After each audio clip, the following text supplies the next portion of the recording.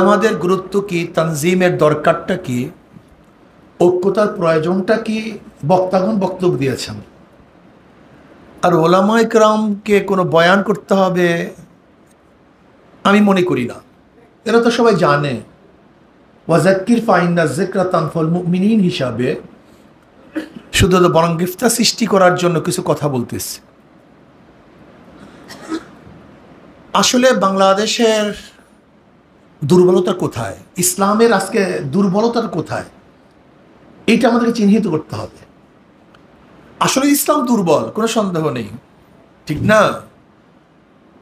আজকে বাংলাদেশে ইসলামের অবস্থান, আদর্শ, নীতি তো ব্যক্তি পর্যায়ে আছে, রাষ্ট্রীয়ভাবে ইসলামের কোনো নীতি আদর্শ আছে নাকি ভাই? কোনো জায়গায় নাই, একেবারেই নাই। অথচ 92% মুসলমানদের দেশে তো কমপক্ষে ইসলামকে সম্মান দেওয়া উচিত ছিল, কানুন কিছু বাস্তবায়ন করা উচিত ছিল, কিন্তু সেগুলি সবগুলি তুলে দিয়েছে এক এক করে। ব্রিটিশ পর্যন্ত যে আইনগুলি মুসলমান থেকে বিচ্ছিন্ন করতে পারে নাই, আমাদের দেশ সেই আইনগুলি মুসলমান থেকে বিচ্ছিন্ন করে দিয়েছে।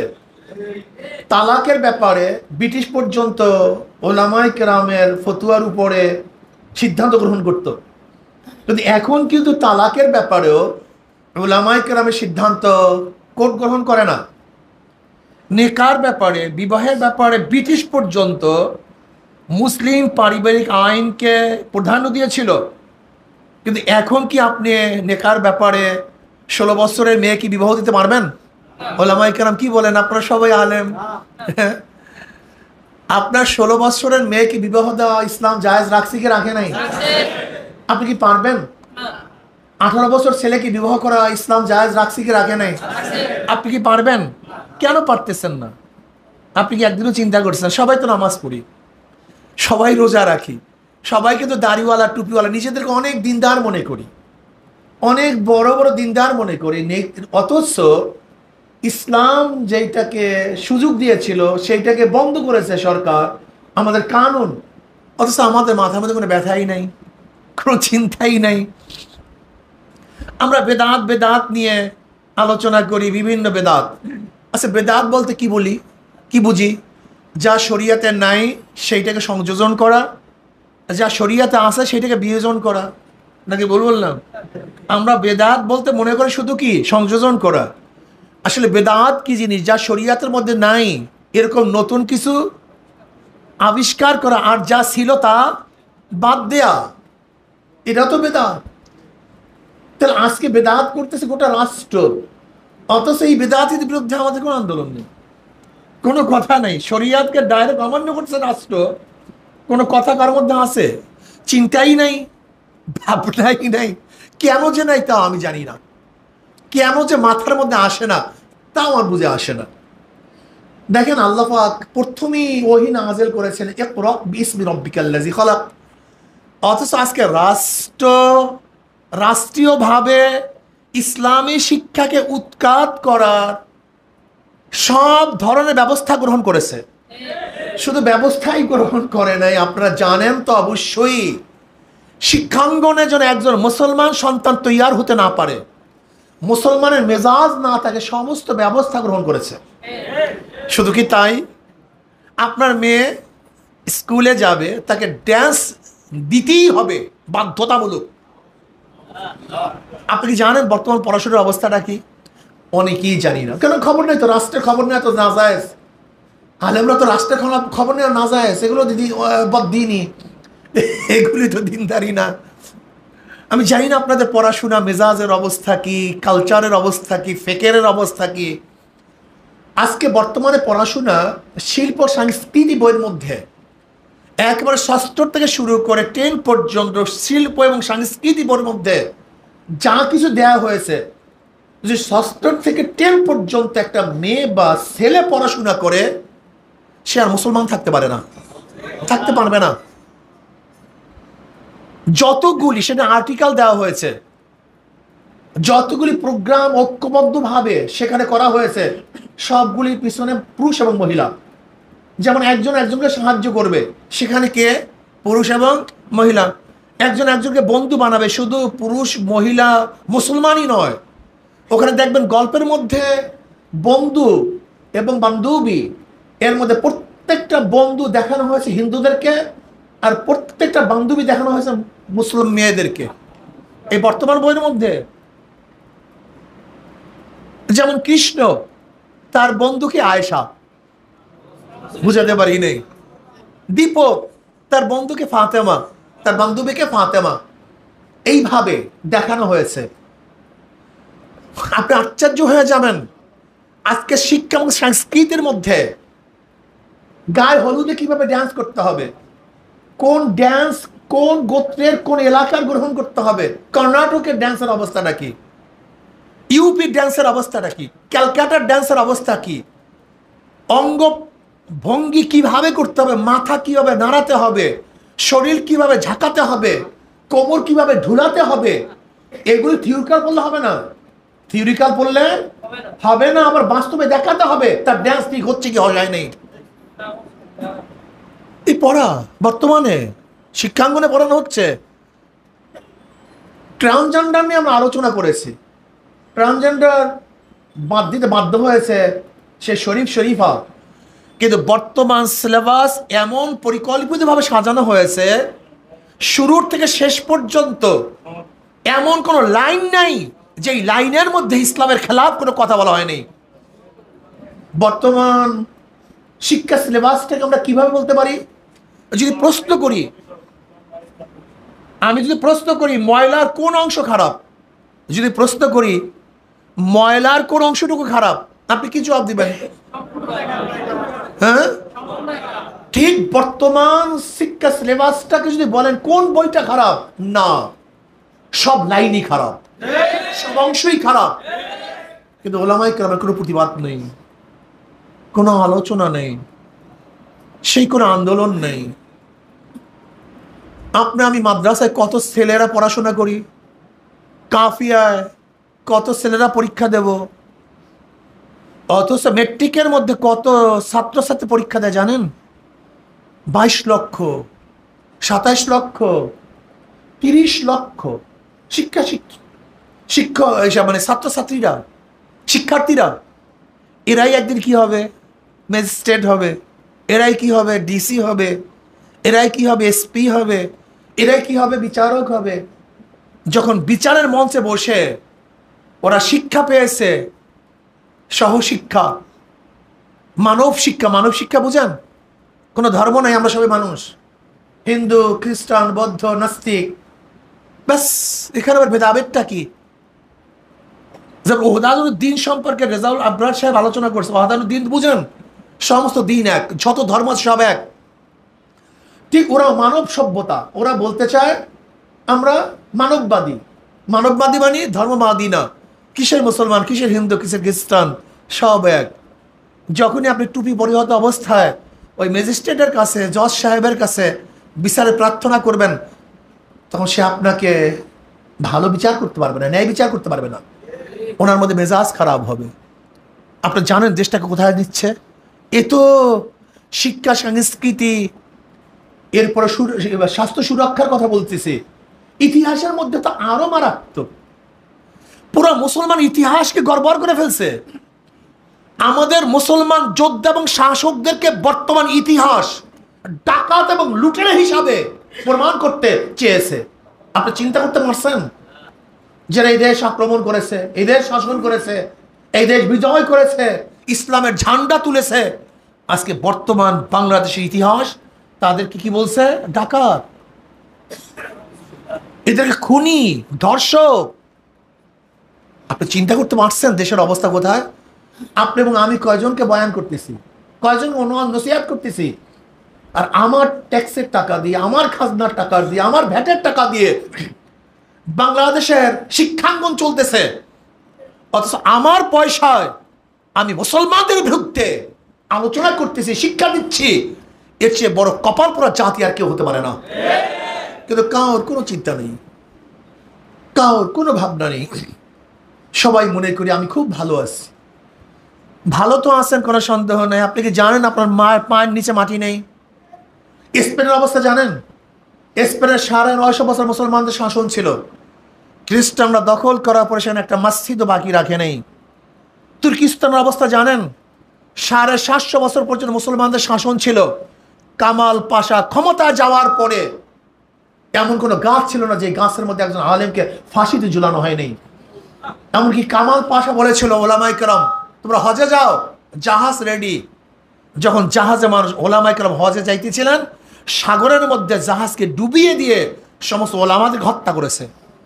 ইতিহাস আমরা অনেকেই জানি না। সেখানে আজানকে বন্ধ করে দিয়েছিল। কোথায়? তুর্কিস্তান, যেখানে তুরস্ক, যেখানে 750 বছর পর্যন্ত মুসলমানদের শাসন ছিল। সেই তুরস্কের কথা বলতেছি। সেখানের অবস্থাটা কি? আজান বন্ধ, বোরখা পরা নিষিদ্ধ, মাদ্রাসায় কেউ যেতে পারবে না, সম্পূর্ণ বন্ধ। এমনকি আরবিতে কথা বলা সম্পূর্ণ নিষিদ্ধ ছিল। আরবি হরফকে বন্ধ করে দিয়েছিল এই কামাল পাশা। অত 750 বছর পর্যন্ত মুসলমানদের শাসন ছিল। এই যে দেখেন না, বারবার একটা স্লোগান উঠে, এক মুখী শিক্ষানীতি চাই। এই কুদরতি খোদা শিক্ষা কমিশন বাস্তবায়ন করার জন্য তারা পায়তারা করতেছে না। এই কুদরতি খোদার শিক্ষা কমিশন বাস্তবায়ন করতে পারলে একজনের মুসলমান থাকবে, সব নাস্তিক হয়ে যাবে, সব নাস্তিক হয়ে যাবে। লক্ষ লক্ষ কোটি কোটি সন্তানেরা নাস্তিক হয়ে যাবে। আপনার জানা আছে কিছু? এ তো শিক্ষা সিলেবাসের অবস্থা। এবারে বাংলাদেশের ভূখণ্ডের অবস্থাটা কি? এখন ভূখণ্ডই তো টিকতেছে না, এই রাষ্ট্রই তো থাকবে না, এই দেশই তো থাকবে না। এটা তো সেই সিকিমের মতো লেনদীপ দর্জু, লেনদীপ দর্জু যেরকম সিকিমকে ভারতের কাছে বিক্রি করে দিয়েছে, আজকেও তো সেই অবস্থা চলতেছে। আপনি কি দেখছেন ভারতের সাথে চুক্তির অবস্থাটা কি চলতেছে? কি চুক্তি করেছে? আমাদের দেশের থেকে সেরা করিডোর ব্যবহার করবে, অথচ ভারতের কোনো কিছুই আমরা ব্যবহার করতে পারবো না। এটা তো হতে পারে না। আজকে আমাদের প্রাইম মিনিস্টারকে ভারত যেইভাবে সংবর্ধনা দেয়, আমরা লজ্জা পাই, আমরা লজ্জিত, অনেক লজ্জা পাই। একজন প্রাইম মিনিস্টার অন্য দেশে গেলে সেখানে প্রাইম মিনিস্টার তাকে রিসিভ করবে, অথচ আমাদের দেশে প্রাইম মিনিস্টার ভারতে গেলে, প্রাইম মিনিস্টার তো দূরের কথা, একজন ভালো মন্ত্রীও তাকে রিসিভ করার জন্য আসে না। ভালো মন্ত্রীও না, উপমন্ত্রী তাকে রিসিভ করার জন্য আসে, ফুল মন্ত্রীও না। আমরা লজ্জা পাই। এটা গোলামির। লেনদুপ দর্জি বলেছিল, যখন আমি স্বাধীন দেশে প্রেসিডেন্ট ছিলাম সিকিমের, তখন ভারত যখন যেতাম আমাকে লাল গালিচা বিছিয়ে তারপর সম্পন্ন দেওয়া হতো। কিন্তু আমি যখন সিকিমকে ভারতের হাতে তুলে দিয়েছি, তখন ভারতের একজন ঊর্ধ্বতন কর্মকর্তার সাথেও সাক্ষাৎ করতে বহু সময় অপেক্ষা করেও সাক্ষাৎ করতে পারতাম না। এই হল গোলামির অবস্থা। আমাদের দেশে প্রাইম মিনিস্টারকে ভারতের লোকেরা, নেতারা পরিকল্পিতভাবে বলছিলেন কি জানেন? মুখ্যমন্ত্রী। কি বলছিলেন? আপনি কি দেখেছেন? আমাদের এই প্রাইম মিনিস্টারকে এক সময় ভারতে যাওয়ার পরে তার মাথার মধ্যে সিঁদুর লেগিয়ে দেওয়া হয়েছিল। মুখ্যমন্ত্রী কি? মুখ্যমন্ত্রী হল প্রদেশের এক মন্ত্রী, প্রদেশের প্রধান। ভারতের অনেকগুলো প্রদেশ আছে, প্রদেশের প্রধানকে কি বলা হয়? মুখ্যমন্ত্রী। তাহলে আমাদের দেশের প্রাইম মিনিস্টারকে যদি মুখ্যমন্ত্রী বলে, তার মানে কথা বলেন না কেন? বুঝেন? বর্তমান ভারত যেই ম্যাপ প্রকাশ করেছে, সেই ম্যাপের মধ্যে বাংলাদেশকে আলাদা দেখানো হয় নাই। এটা ভারতের অংশ দেখানো হয়েছে, ভারতের অংশ দেখানো হয়েছে। কাজী ডাল মে কুছ কালা হ্যায়, ইয়ে বরাত কা যা হ্যায় তামাশা নেই। কি করতে চান? কি করবেন? আজকে দেখেন কোটা আন্দোলন নিয়ে কি চলতেছে। কোটা আন্দোলন 56% চাকরিজীবী হবে কোটার ভিত্তিতে। এটা সহ্য হয়? এটা হতে পারে? এটা চুক্তি আছে? মেধার দাম কোথায়? এখানে মেধা কোথায়? কোটা। বাবা মুক্তিযোদ্ধা, ছেলেও সেই কোটা, নাতিও কোটা, তারপরেও কোটা। তা বাংলাদেশের জনগণ কোথায় থাকবে? গর্তে থাকবে। তোমরা থাকবে কোঠার মধ্যে, আর জনগণ থাকবে গর্তের মধ্যে। এটা হয়? আজকে আন্দোলন যারা করতেছে তাদের বিরুদ্ধে অলরেডি কেস হয়ে গেছে, হুমকি দুমকি দেওয়া শুরু হয়েছে। আসলে কি জানেন কোটার দ্বারা উদ্দেশ্যটা কি? কোটার উদ্দেশ্য হলো আওয়ামী লীগের পেটুয়া বাহিনীদেরকে সরকারের মধ্যে ঢুকানো, অন্য কোনো উদ্দেশ্য না, আর কিচ্ছু না। যাই হোক, কত কথা বলবো, সব জায়গায় ঘা। আমাদের ধর্মীয় ভাবেও আজকে ষড়যন্ত্র চলতেছে, রাজনৈতিক ভাবেও ষড়যন্ত্র চলতেছে, দেশের মাটি নিয়েও ষড়যন্ত্র চলতেছে। এই মুহূর্তে ওলামায়ে কেরামের কোনো বিকল্প নেই। ওলামায়ে কেরাম ঐক্য হন, একসাথ হন, একসাথে কাজ করুন। কত বিচ্ছিন্ন থাকবেন?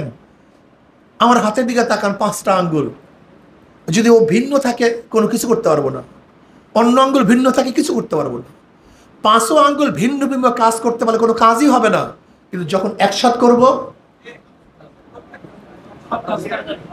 ঠিক আমরা ভিন্ন ভিন্ন থাকবো, কোনো কাজ হবে না, কোনো লাভ হবে না। যখন ঐক্য হব, তখন আমার বিশাল পাওয়ার হয়ে যাব। অ্যাটম বোম বানায় কিভাবে জানেন? অ্যাটম বোম কিভাবে বানায় জানেন? বিচ্ছিন্ন কতগুলি পাওয়ারকে একত্রিত করলেই অ্যাটম বোম হয়ে যায়। বিচ্ছিন্ন কতগুলি পাওয়ারকে একত্রিত করলেই অ্যাটম বোম হয়ে যায়। যতক্ষণ পর্যন্ত পাওয়ারগুলি বিচ্ছিন্ন থাকে, ততক্ষণ তার কোনো শক্তি থাকে না। কিন্তু যখন এক হয়, মহাশক্তি, মহাপ্রলয়, বিশাল ব্যাপার, টর্নেডো। কিন্তু যতক্ষণ বিচ্ছিন্ন থাকবে, ততক্ষণ কোনো দাম নেই। ঠিক আপনারা প্রত্যেকে এক একটা অ্যাটম বোমের পার্টস, অ্যাটম বোমের অংশ। কিন্তু যখন বিচ্ছিন্ন থাকবেন, কোনো ফায়দা নেই, কোনো লাভ নেই, কিচ্ছু নেই। কিন্তু যখন এক হয়ে যাবেন, আপনি এমন শক্তি হবেন, যে শক্তিকে বাধা দেওয়ার ক্ষমতা কোনো দুনিয়া রাখে না, কোনোদিন না, পারবে না, পারতে পারে না। এর জন্য ওলামায়ে কেরামকে বলবো, এক হন, এক হন। আজকে উলামা মাশায়েখ আইম্মা পরিষদ এমন এক প্ল্যাটফর্ম, যে প্ল্যাটফর্মে যদি ঐক্যবদ্ধ হন, তাহলে আশা করি ইনশাআল্লাহ বাংলাদেশে উলামায়ে কেরামের এত বিশাল এক শক্তি হবে। বুনিয়ানুম মারসুস দস্তু দস্তে দরিয়া भी नहीं सोरे हमने বাহরে জুলমত মে দৌড়া দেয়া ঘোরা हमने।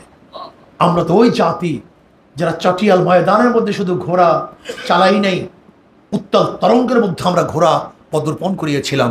তু শাহীন হয়, পরওয়াজ হয় কাম তেরা, তেরে সামনে আসমা और भी है। মুসলমানদের জন্য কোনো কিচ্ছু নাই, এরা খোলা আকাশে ঘুরবে, সব জায়গায় তারা যাবে, তাদের জন্য সব জায়গা উন্মোচন হয়ে যাবে, উন্মুক্ত হয়ে যাবে। কাজে আসুন আমরা সব ঐক্যবদ্ধভাবে উলামা মাশায়েখ আইম্মা পরিষদকে শক্তিশালী করি। রাজি আছেন ইনশাআল্লাহ? উলামা মাশায়েখ আইম্মা পরিষদটা কি ভাই? এটা জাতীয়ভাবে উলামায়ে কেরামের একটা প্ল্যাটফর্ম।